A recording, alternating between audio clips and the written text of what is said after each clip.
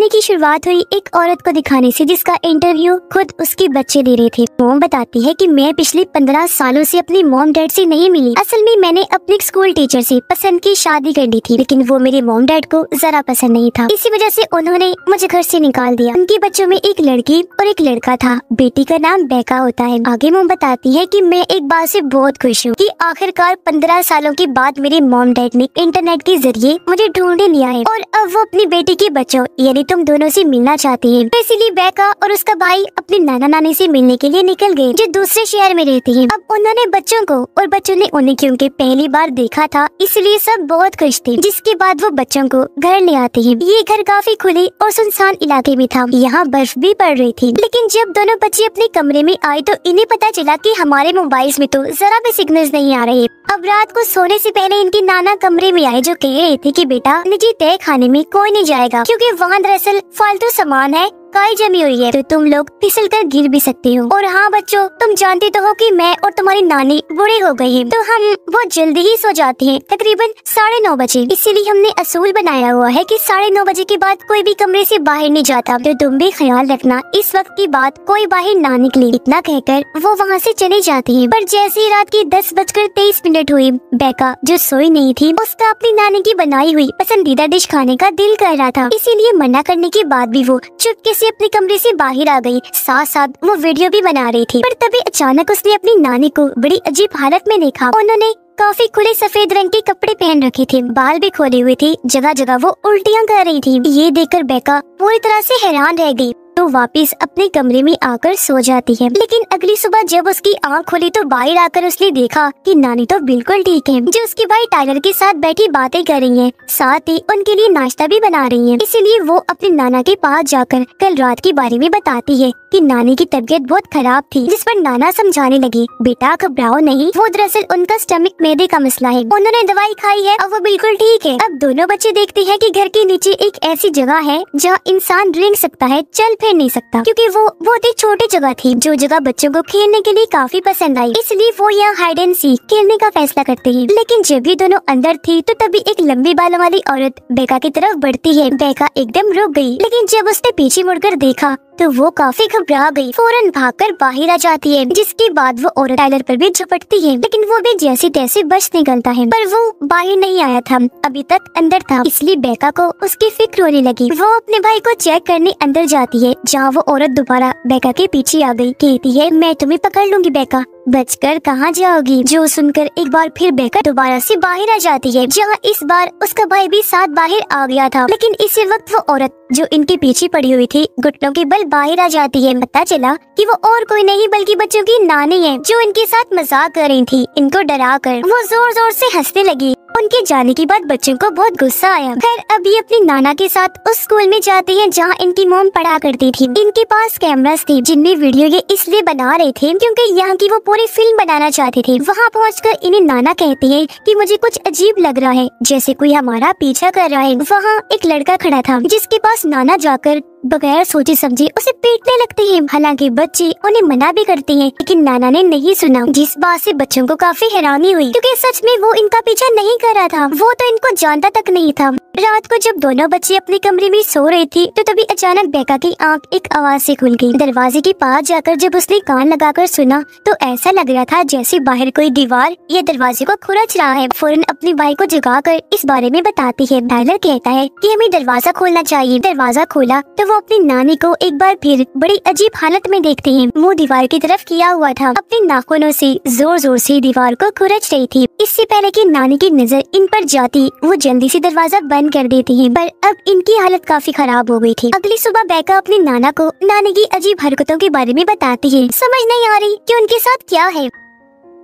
इस पर नाना बताते हैं कि तुम्हारी नानी को एक दिमागी बीमारी है, जैसे रात को कुछ लोग नींद में चलते हैं ना, क्योंकि उन्हें ये बीमारी होती है, वैसे ही तुम्हारी नानी को जो बीमारी है उसे सनडाउन कहा जाता है। इसमें लोग सूरज की ढलती रात की अंधेरे में अजीबोगरीब हरकतें करते हैं। उस टाइम उसे कुछ होश नहीं होती और ऐसा 9:30 बजे के बाद ये होता है। तो अब तुम दोनों के लिए बेहतर होगा कि इस टाइम के बाद अपने कमरे से बाहर मत निकलना। कुछ देर बाद खिड़की से इनकी नानी कहती है, बच्चों आई एम सॉरी, मुझसे गलती हो गई है। साफ सफाई करते हुए तुम्हारे लैपटॉप की कैमरा पर मुझसे कुछ लग गया है। हालांकि मैंने वो बहुत साफ करने की कोशिश की पर नहीं हुआ। ये सुनकर टाइलर को अपनी नानी पर शक होने लगा कि उन्होंने ऐसा जानबूझ के किया और रात में जो वो हरकतें करती है वो भी जानबूझ के ही करती है। जिसके बाद ये कॉल पर अपनी मॉम से बातें करते हैं। टाइलर अपनी मॉम को बताता है कि मामा मुझे यहाँ बिल्कुल अच्छा नहीं लग रहा। नाना और नानी बहुत अजीब हैं, उल्टे उल्टे हरकतें करते हैं। जो सुन उसकी मॉम हंसने लगी। अरे बेटा ऐसा कुछ नहीं है, वो बहुत अच्छे हैं, तुम लोगों से प्यार करते हैं। तुम्हें ऐसा इसलिए लग रहा होगा क्योंकि वो बूढ़े जो हो गए हैं। तो मेरा बच्चा परेशान ना हो, आराम से रहो, एंजॉय करो। बेका भी अपनी मॉम की हाँ में हाँ मिलाती है। थोड़ी देर बाद बेका अपनी नानी के पास जाती है। नानी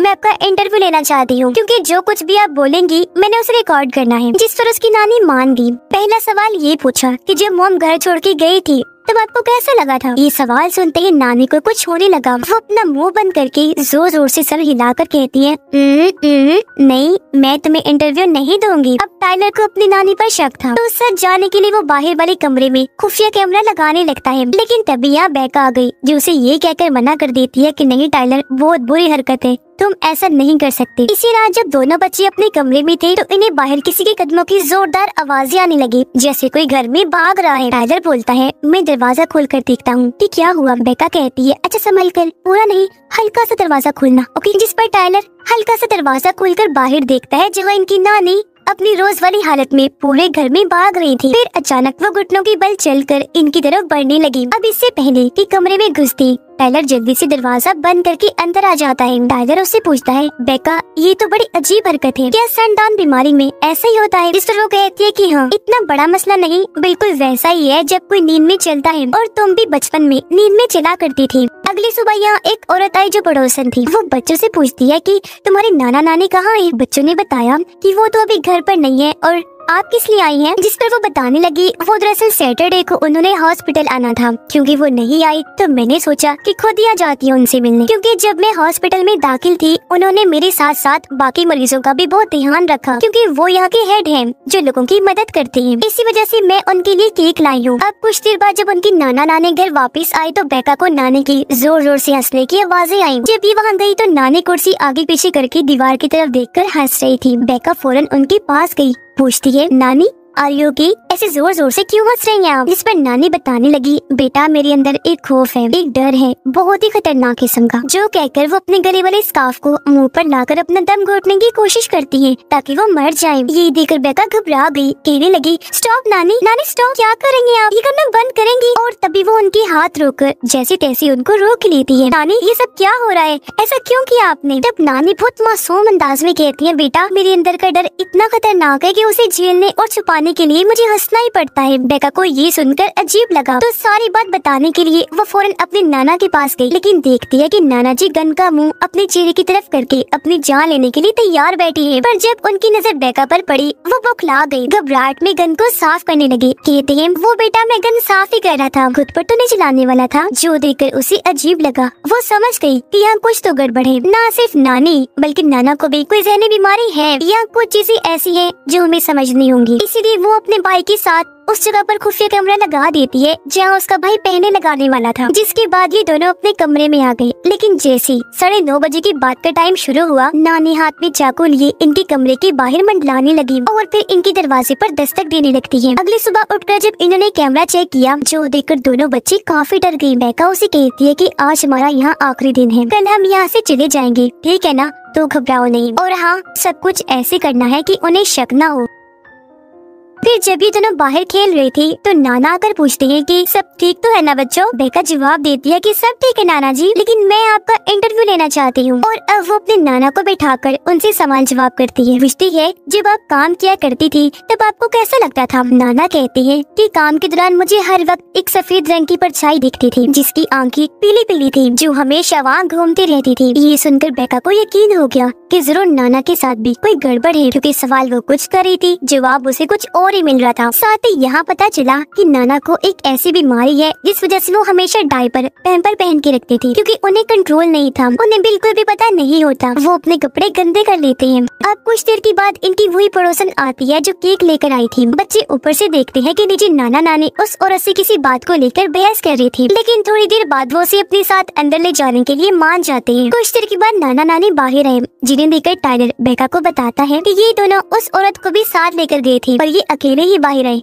वो नहीं आई, जिस वजह से दोनों ही काफी घबरा गए। अब बेका ने अपने लैपटॉप का कैमरा ठीक कर लिया था जो नानी ने खराब कर दिया था, और क्योंकि उनकी मोम भी घर वापस आ गई थी, इसलिए दोनों बच्चे उन्हें वीडियो कॉल करते हैं। कहने लगे, मॉम आप जल्दी से गाड़ी में बैठे और हमें लेने के लिए फौरन आ जाएं। इस पर मोम कहती है, बेटा आ जाऊंगी, क्या हो गया है, रिलैक्स रहो, इतना लंबा सफर है, मैं गाड़ी में कैसे आ सकती हूँ। बेका उन्हें बताती है, मामा आपको नहीं पता यहाँ बहुत कुछ अजीब हो रहा है। मामा पूछती है, अच्छा बताओ इस वक्त तुम्हारे नाना नानी कहाँ हैं? बेका जवाब देती है, वो नीचे खड़े हैं। मॉम ने कहा, जरा मुझे दिखाओ दो, जिस पर बेका उन्हें वीडियो कॉल पर अपनी नाना नानी को दिखाती है। उन्हें देखकर मॉम काफी हैरान रह गई। कहती है, बच्चों ये तुम्हारे नाना नानी नहीं है, तुम्हारे असली नाना नानी कहाँ है? बच्चे जवाब देते हैं कि जब से हम यहाँ आए हैं तब से इन्हीं के साथ ही रह रहे हैं, इनके अलावा घर में हमने किसी को नहीं देखा। मॉम बहुत घबरा गई, फौरन पुलिस को कॉल करने लगती है, लेकिन इनका पुलिस से राब्ता नहीं हो पाता। वो और डर गई। कहती है, अच्छा बच्चों परेशान ना हो, मैं बहुत जल्द तुम तक पहुंचने की कोशिश करती हूँ। तब इनकी नकली नाना यहाँ आ गई। कहती है, बच्चों हम आज बोर्ड गेम खेलेंगे। जैसे ही रात हुई दोनों बच्चे यहाँ से निकलने का प्लान बनाने लगे। उन्होंने जैसे दरवाजा खोला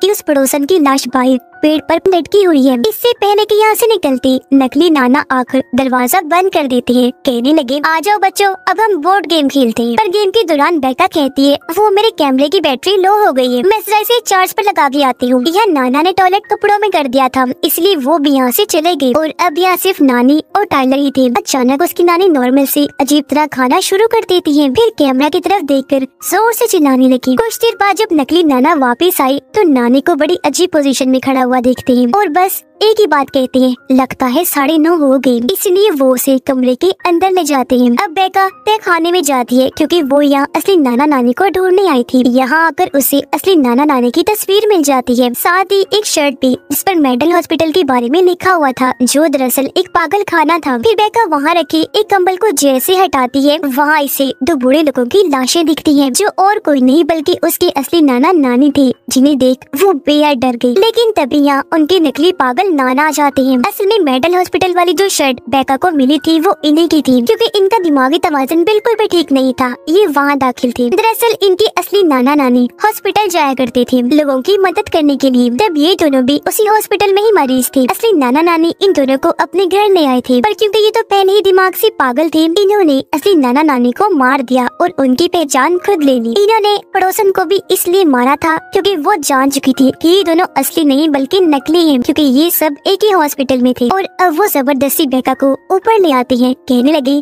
कि आज हम सबकी आखिरी रात है। ये बेका को उस कमरे में बंद कर देता है जहाँ इनकी नकली पागल नानी है। इस वक्त भी नानी को पागलपन का दौरा पड़ा था। एकदम झपट कर वो बेका पर हमला कर देती है, फिर दोबारा पीछे हटकर चादर ऊपर लपेटकर उसे डराने की कोशिश करती है, जिससे उसकी हालत बहुत खराब हो गई।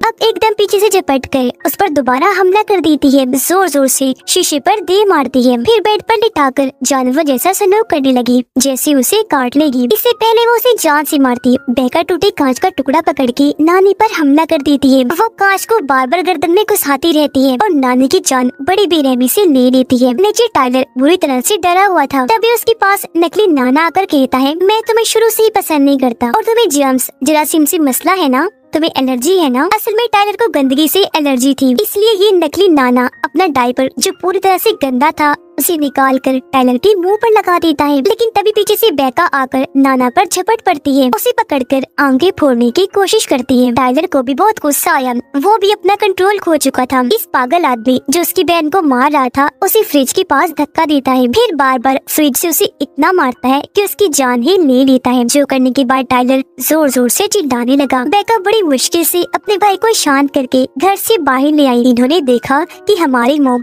पुलिस को लेकर यहाँ आ गई है। अब बच्चों की मोम इनके पास आकर बहुत रोने लगी। बेका अपनी मोम को संभालती है, एक दूसरे के गले से लगकर बहुत रोती है। इस फिल्म की कहानी यहीं पर